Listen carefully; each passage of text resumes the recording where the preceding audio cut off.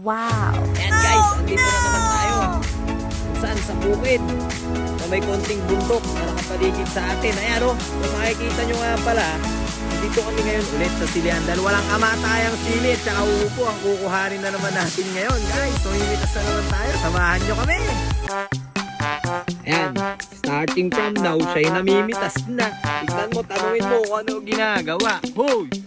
Pagtatago ka, hindi ka namimitas eh. Walang kamatayang sili guys, tsaka upo. Ayan o. Yan, walang kamatayang sili, tsaka upo.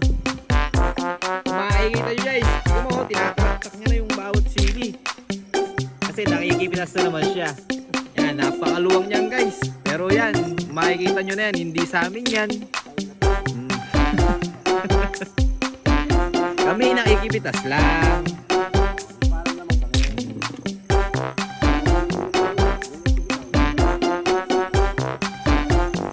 Yan, tapos nakikita nyo yan, maraming bunga, tatambayan natin yan, pipitasin natin yan, no?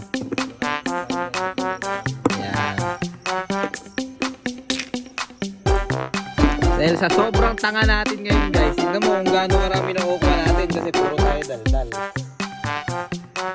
Yan palang nakukuha natin guys. Yan.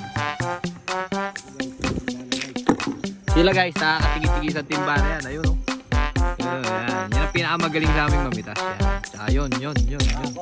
Ito siya. Yan. Bigla na lumalabas guys sa silihan. At kasabay na rin ng paalam.